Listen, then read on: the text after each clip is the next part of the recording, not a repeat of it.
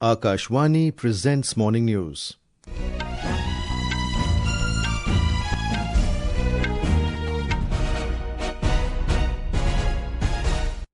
Good morning, I am VC Pramod. The headlines. Centre gives nod to revised Rashtriya Gokul Mission to boost growth in livestock sector. Also approves revised national program for dairy development. Government committed to improve socio-economic status of all communities including minorities, says Union Minister Kiren Rijiju. Indian economy continues to show resilience amid global challenges, reports RBI's monthly bulletin. Ukrainian President Volodymyr Zelensky agrees to partial ceasefire in war against Russia. Israel expands its military campaign in Gaza, launching ground operations in central and southern parts of the territory. And in Swiss Open Badminton, Kidambi Srikanth and Anupama Upadhyaya to lead India's challenge in pre-quarterfinals today. The government has approved the revised Rashtriya Gokul Mission to boost growth in the livestock sector. The implementation of the revised mission is being carried out with an additional outlay of 1,000 crore rupees. Briefing the media in New Delhi last evening on the Union Cabinet's decisions, Information and Broadcasting Minister Ashwini Vaishnav stated that the scheme is set to significantly enhance milk production and productivity, thereby increasing farmers' incomes. राष्ट्रीय Gokul mission 3,400 crore का इसमें basically कैसे cattle की milk production की productivity बढ़ाए उसके ऊपर काम किया गया है। इसमें आर्टिफिशियल इंसेमिनेशन और इन विट्रो फर्टिलाइजेशन इन दोनों पे काम करना ये।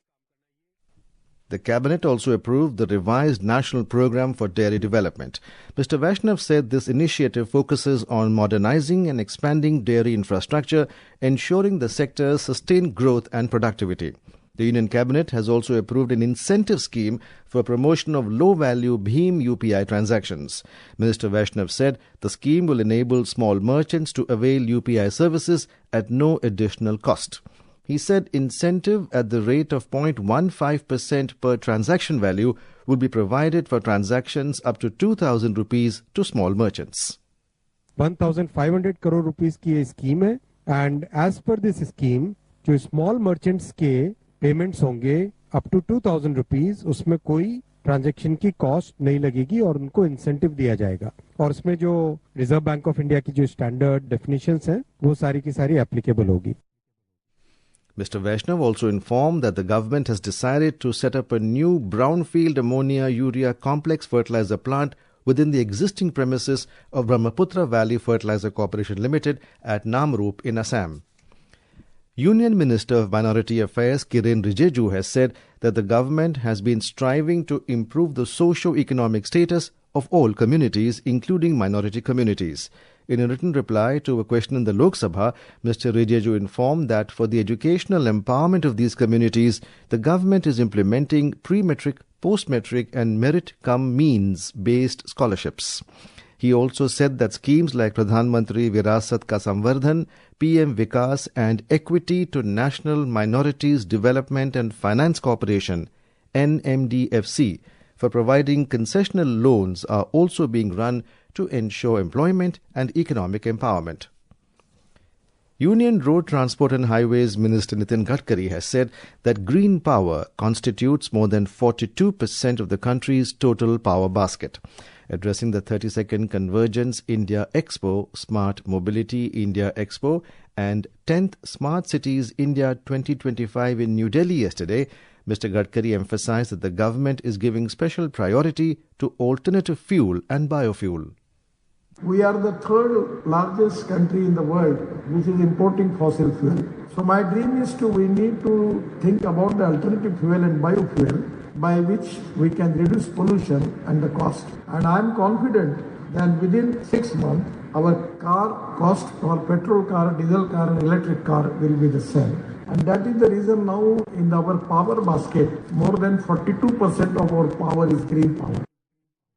The Reserve Bank's monthly bulletin for March 2025 states that the Indian economy continues to demonstrate resilience despite global challenges. According to an article titled State of the Economy in the bulletin, the global economy is being tested by escalating trade tensions and a heightened wave of uncertainty around the scope, timing and intensity of tariffs. However, the article noted that the Indian economy has improved despite these challenges, as evident in the robust performance of the agriculture sector and rising consumption. According to the article, India's macroeconomic strength in facing these challenges is bolstered by a decline in headline CPI inflation to a 7-month low of 3.6% in February 2025. President Draupadi Murmu will attend the Udyam Utsav at Amrit Udyan in Rashtrapati Bhavan today. The event is being organized by the Ministry of Micro, Small and Medium Enterprises. The Udyam Utsav seeks to empower and encourage MSMEs by bringing the country's vibrant heritage closer to the citizens. It will culminate on the 30th of this month. More from our correspondent. The event will feature 7 pavilions showcasing diverse products ranging from handicrafts to agro-based products. The pavilions will also feature green MSME technologies, women entrepreneurs, PM Vishwakarma and tribal entrepreneurs, Khadi and village industries, and MSME business support pavilions. Besides, the pavilions will also showcase various trade and live pottery demonstrations. Activities such as Hunar Sangeet, Nukkad Natak, Sari draping sessions, and Rajasthani puppet maker demonstrations will also be the key features during the event. Udyam Utsav will be open for public from 10 a.m. to 8 p.m. every day. Bhanu Pratap Singh, Akashvani News, Delhi. Registration for the Char Dham Yatra in Uttarakhand begins today. This year, registrations will be Aadhaar authenticated and devotees will be required to provide their Aadhaar card details during registrations. Pilgrims can register online at registrationandtouristcare.uk.gov.in. To enhance convenience for the devotees, the Tourism Department has started the online registration process 40 days ahead of the journey this year. This is Akashvani giving you the news. For quick news updates round the clock, follow us on our X handle @AIR News Alerts. And for details of these stories and more, log on to our website www.newsonair.gov.in and download the News on AIR app. India has sent machinery valued at $1 million to Suriname as a component of its development partnership aimed at fostering the growth of the nation's passion fruit industry. In a social media post, Ministry of External Affairs spokesman Jandri Jaiswal has said that the initiative is to bolster the India-Suriname development partnership. Ukrainian President Volodymyr Zelensky has agreed to a partial ceasefire in the war against Russia that was discussed by US President Donald Trump and his Russian counterpart Vladimir Putin. The White House stated last night that President Trump briefed Mr. Zelensky over a phone call about his conversation with Mr. Putin, during which key issues were discussed. Later, while addressing the media, White House spokesperson Caroline Leavitt confirmed that the two leaders had agreed on a partial ceasefire. The two leaders also agreed on a partial ceasefire against energy. Technical teams will meet in Saudi Arabia in the coming days to discuss broadening the ceasefire to the Black Sea on the way to a full ceasefire. They agreed this could be the first step toward the full end of the war and ensuring security. President Zelensky was grateful for the president's leadership in this effort and reiterated his willingness to adopt a full ceasefire.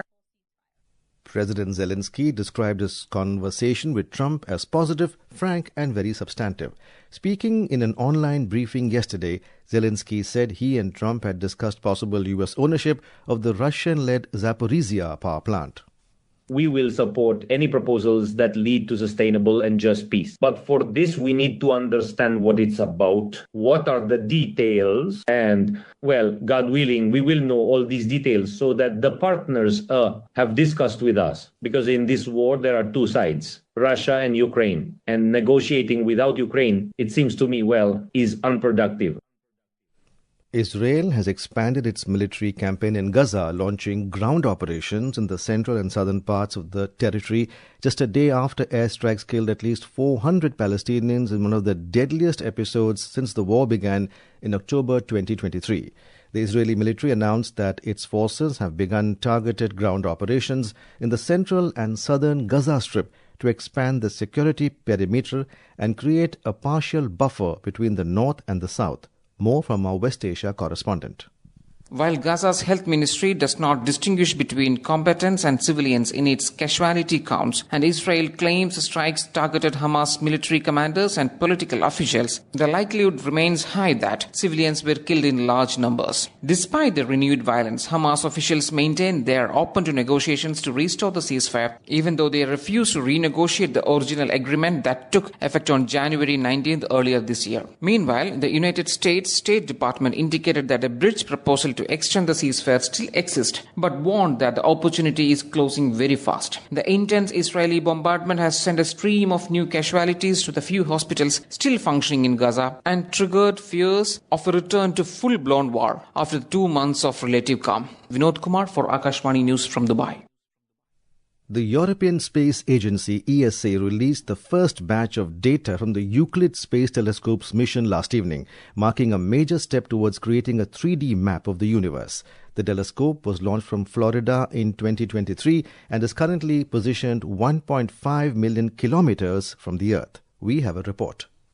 Astronomers are predicting an avalanche of discoveries after the first major release of observations from a European space telescope built to study the mysterious dark matter and dark energy that comprise the bulk of the universe. The European Space Agency's Euclid mission has captured images of 26 million galaxies covering 10 billion years of cosmic history. Over the course of its 6-year mission, Euclid is expected to chart 1/3 of the sky encompassing 1.5 billion galaxies. While in orbit, it's tasked with gathering data on how the universe has expanded over time and shedding light on the mysterious forces of dark energy and dark matter. The Euclid allows scientists to look back in time and track the interaction between these forces over the history of the universe. With Sudhir Yadav's report, Aishwarya Rainigam, Akashvani News, Delhi. The Waves OTT platform will be streaming Deutsche Football Bund, DFB Pokal semi-finals and the grand finale live in India. An MOU was signed between Prasar Bharati and DFB Germany to strengthen football ties between India and Germany and bring more football content to India. In Swiss Open Badminton today promises a thrilling action as several Indian players will compete in their pre-quarterfinal matches in Basel, Switzerland. We have a report. In men's singles, Kidambi Srikanth, who defeated compatriot HS Pranoy, will now play against Li Shifang of China. On the other hand, Priyanshu Rajawat will face Thomas Junior Popov of France. Sankar Subramanian will take on Anders Antonsen. In women's doubles, India's Trisa Jolly and Gayatri Gopichand will take on Germany's Celine Hupsch and Amelie Lehmann. In women's singles, Isha Rani Barua is set to face Han Shangshi of China, while Anupama Upadhyaya will take on Putri Kusuma Vardhani of Indonesia. With several key matches lined up today, Indian shuttlers will look to continue their strong performance at the Swiss Open. With Mayur Jain's report, Manik Sharma, Akashvani News, Delhi. The second edition of the Khelo India Para Games 2025 will begin today in New Delhi, bringing together over 1,300 athletes from 36 states and union territories. And now, for a look at today's newspapers, it's over to Renu Kataria. Thank you, Pramod. All papers have on their front page pictures of a smiling and waving Sunita Williams as 9 months, 4,577 Earth orbits and 121 million miles later, she's back home. Sunita pushed back to Earth after 9 months space odyssey. Welcome back, Sunita. Earth misses you, says PM, headlines the Times of India. Sunita Williams touches down on Mother Earth, headlines the Pioneer. Trump says Ukraine truce bid on track after Zelensky call, headlines the Asian Age. Most papers also have on their front page the story of Delhi government Anti-Corruption Bureau registering a case against former PWD Minister Satyendra Jain. And finally, a story in the Tribune says that Nirmal Jodha, a 43-year-old jockey who battled third-stage colon cancer, made a stunning comeback at the Mahalakshmi racecourse, winning the Star Shine Trophy, calling it the sweetest race win. And with that, it's back to you, Pramod. Thank you, Renu. And now, before we end the bulletin, the headlines once again. Centre gives nod to revised Rashtriya Gokul Mission to boost growth in livestock sector. Also approves revised national program for dairy development. Government committed to improve socio-economic status of all communities, including minorities, says Union Minister Kiren Rijiju. Ukrainian President Volodymyr Zelensky agrees to partial ceasefire in war against Russia. Israel expands its military campaign in Gaza, launching ground operations in central and southern parts of the territory. And in Swiss Open Badminton, Kidambi Srikanth and Anupama Upadhyaya to lead India's challenge in the pre-quarterfinals today. And with that, we end the morning news. Have a nice day.